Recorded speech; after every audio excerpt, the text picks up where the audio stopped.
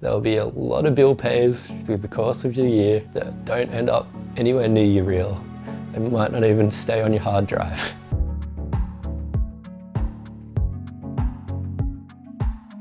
It's easy in this line of work to think that the grass is always greener.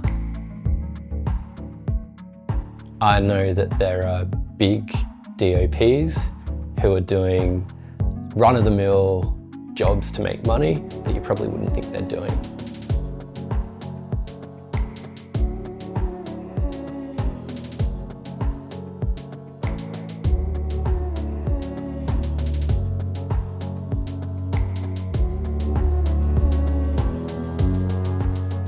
So here I am again, another year of being a freelancer.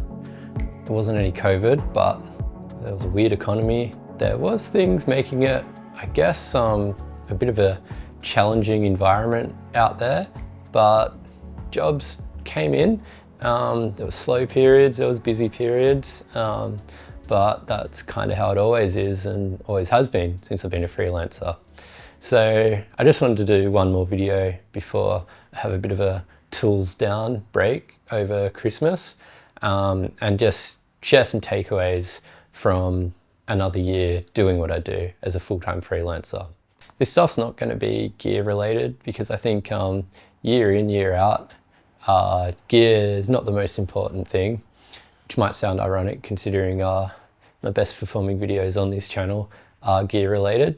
Being on top of your gear is important, but it's not everything, and it's not directly what's getting you work and keeping you in work. So here's 5 takeaways from my year, which are kind of personal lessons, but maybe they'll be relevant to you as well. Number 1, make more personal projects. So my main personal project this year was a documentary I just released called Awake, a short documentary on an old friend of mine. I try to do something like that every year. The year before that, it was another short documentary on a friend called Blue and Gold. It's all it is a little yellow shiny rock, and it just mesmerises you. I don't know what it is. It's just, I think more than the rock, it's the hunt, it's the process, it's the adventure. So in Australia here, there's yearly cinematography awards put out through the ACS. Every country has one of those organisations. And I was lucky enough to recently win 2 awards for both of those films. So they took out gold in 2 different categories. Because the year they go off is kind of an August to August, I believe. Both of those were eligible. I had to put in a draft of Awake because it wasn't finished yet. But yeah, it was stoked that that took out a gold in documentary, and Blue and Gold also took out a gold award.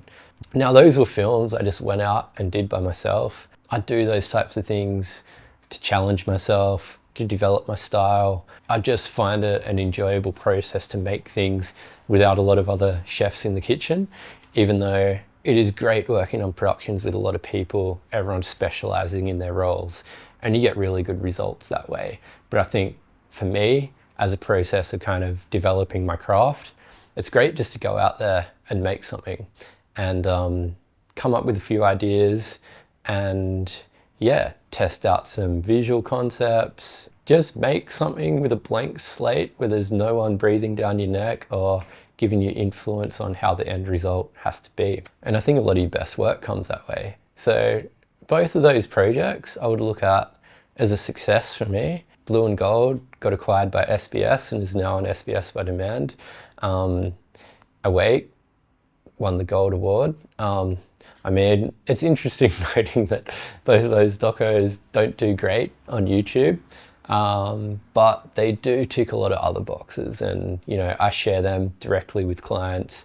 I send them to people, use them as like a bit of a calling card, and it's just a cool thing for me to, I guess, show brands what I'm capable of. I find it just a bit of a pure type of filmmaking. I think a good reason for just getting out there and doing things instead of waiting for an opportunity is so many of the jobs you do in this line of work are not necessarily the most visually stunning piece. You know, you're making something to achieve a company's objectives a lot of the time.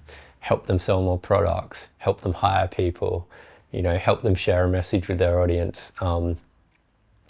the purpose of a lot of the things you do for work. It's not to showcase your cinematography. If that's a byproduct of it, great. And a lot of the time it is. Ideally, you do projects where you're getting, creatively fulfilled and loving the end result, and also getting paid. But a lot of the times you're just getting paid, you're getting it done, they're super happy with it, but you don't necessarily sit there and watch the end results of a lot of things you work on thinking, yeah, love that, that's amazing. You're filming interviews in offices, you're doing a lot of things where the environment just kind of is what it is and you do your best to make it look good. But end of the day, the end result of that video is another objective than just showcasing your cinematography or filmmaking. So you want to show people what you're capable of. I think a personal project is a great way to do that.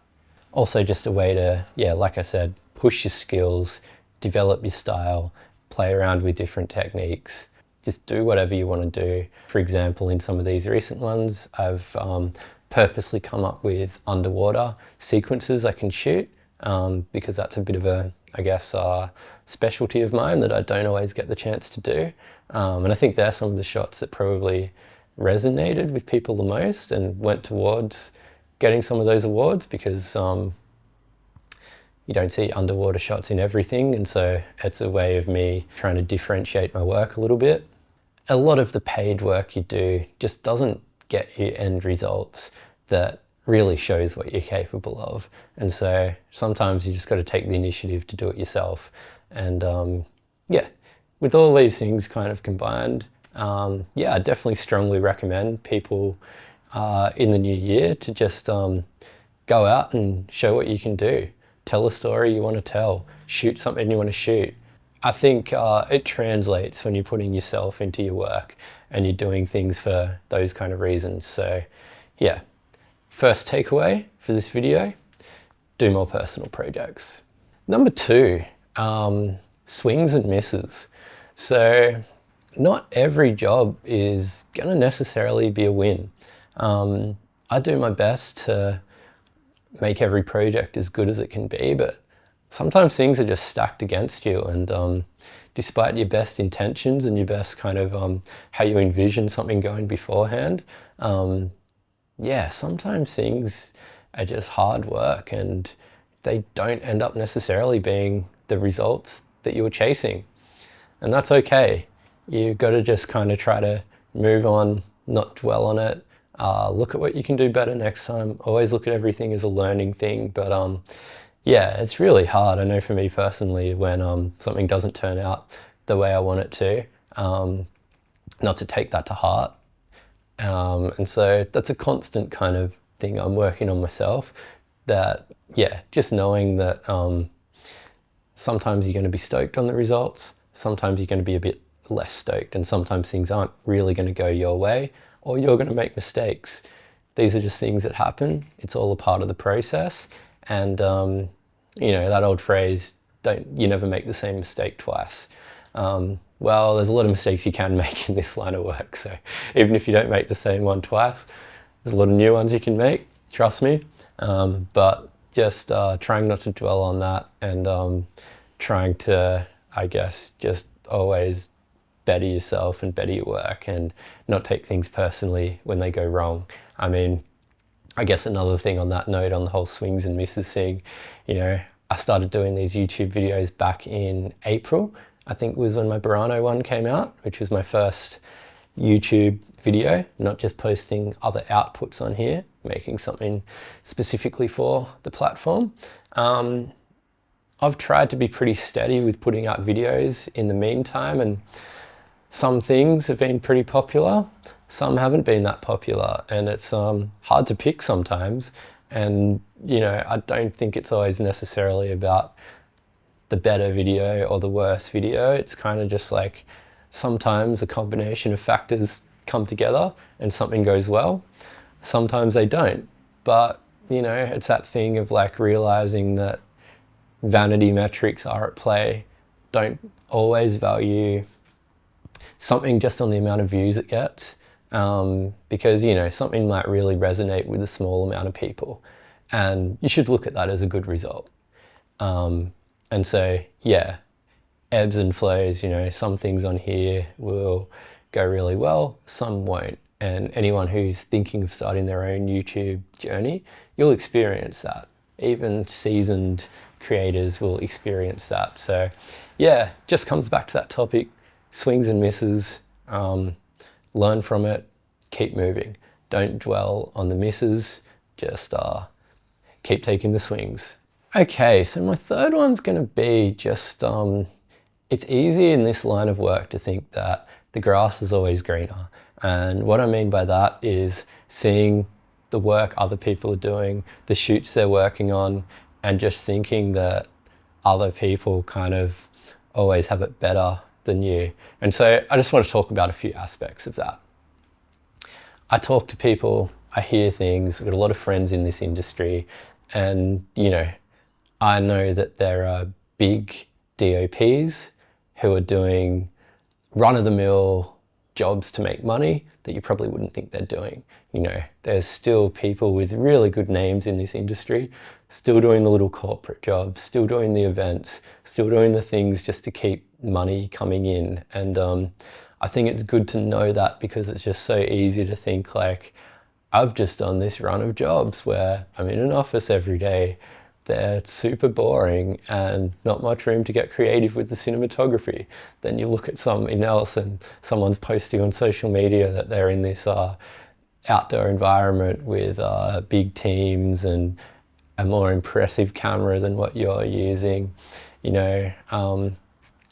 It's a bit of a paradox in this industry that your social media game, you're trying to make yourself look busy. You're trying to make yourself look impressive. I'm as guilty of it as anyone, and it's not always the case that the grass is always greener and that the other people are getting better jobs than you. So I think it's just a bit of a reminder to me and a reminder to other people who might not be doing the types of jobs they want to be doing day in, day out, that a lot of people are probably in your boat.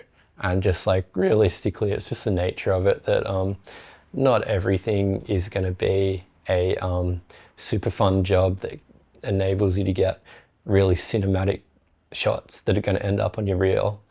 There'll be a lot of bill pays through the course of your year that don't end up anywhere near your reel. They might not even stay on your hard drive, and that's all good. It's just a part of it. It might help you line the bank account a little bit to buy a new camera or put towards doing a little personal project, taking a trip away, anything like that. As long as you're getting paid, all good. And if you do have a run of particularly boring jobs and things that don't showcase what you're capable of, then maybe go back to point number one I said before, which is doing more personal projects. I think that's a good answer to that. My next takeaway from the year is that preparation continues to be one of the most important aspects of this job. If you're doing a type of shoot that you're not as familiar with, you're working with a new client, working with a new group of people, these are all the kind of situations that push you as a cinematographer or as a filmmaker, but they can make you pretty anxious as well. And there's a million things that can go wrong with this kind of work. Forgetting cables, there's too many things to even list. But for me, my system is to relieve that anxiety, preparation, preparation, preparation. I wish I didn't have to spend hours turning my house upside down, getting everything out, laying it out, then neatly putting it into bags or boxes. But it's my way of just making a mental inventory of making sure I'm well prepared, trying to have two of everything where possible in terms of cables and things like that, trying to always have contingencies. I think the longer you do this, the more you realize the amount of things that can go wrong. So yeah, just being prepared as possible. A, so that things don't go wrong, but B, just so you can do the best job possible. Yeah, and I just think that's a principle that you need to just constantly remember year in, year out. It's not going anywhere. Preparation, You know, there's going to be the jobs you've done a million times that you probably need to do less prep for, but there's definitely going to be, you definitely get a lot of jobs each year that seem kind of stressful when you're thinking about it, and push yourself, do the preparation. That puts yourself in the best position for success on those shoots. So my last takeaway for the year is just to educate yourself on what's coming. You know, I think my kind of philosophy on filmmaking at the moment is trying to keep one foot in the past and one foot in the future. What I mean by that is there's a lot you can study from films that have already been done. You know, there's a lot of, you go back and watch a lot of old movies and you just realize that a lot of the styles you like, a lot of the types of shots you like, a lot of the ways of storytelling that kind of resonate with you, it's already been done in a lot of ways. And we have this really solid history of filmmakers and movies that you can kind of constantly get inspiration from. So it's cool seeing how things have been done in the past. But on the flip side, there's so much going on in the world at the moment, especially in terms of buzzwords like AI, the changing nature of streaming, the changing nature of social media. I think there's going to be a big shake-up in the next few years, and I've been actively making sure I know what's going on in the world of AI. You know, Sora, Google have their own video generation tool coming soon as well. Just knowing the good and bad parts of those things, how they're going to influence workflows, what levels of the industry they're going to affect, but also just how you can use them. How you can use, you know, for example, AI for maybe cleaning up audio, for creating captions. There's only going to become more uses of it, and I think professionals are going to be the best people at using those tools because you know how things work, so you know the prompts to give to get the best results, and you have a good gauge of what looks good, what sounds good, etc. So I think yeah, there's a lot of things changing in the industry. I mean, we're going into an era where there's going to be more requested of you, but there's also more tools available. So, you know, make sure you're on top of sound, on top of lighting. I just think there's going to be a lot more requests for you to wear more hats. If you're dealing direct to client or running a small production company, I think being pretty across social media trends, video trends, things like that is pretty good because, you know, for example, in the past, I would get paid to say make a company profile video, which is just like the company story, interviews, personalities behind the business, things like that. And it would kind of be one video that's kind of pretty high production values and it's all going into a single video. In today's environment, I think that kind of thing is going away, putting all your eggs into one basket. I think now you have to think of things more in terms of packages. I'm going to make you this video that lives on your website, and then you're going to have a series of 10 cut downs for social media, things like that. I think you'd need to be across that stuff.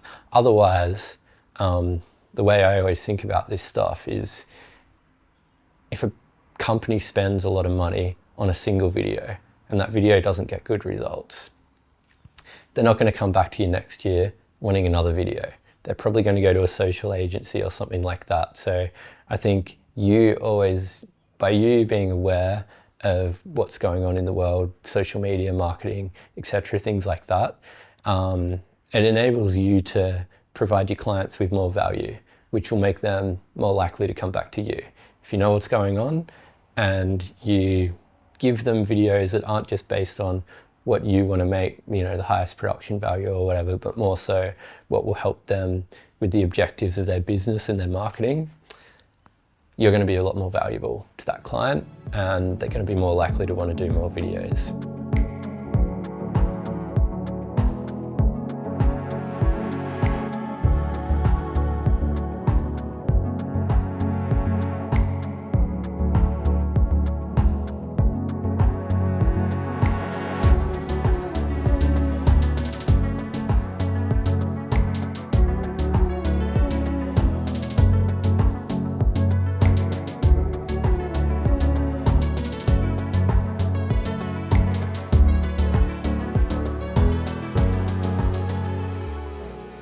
Anyway, that's it. That's my wrap up. Thanks a lot for the support this year.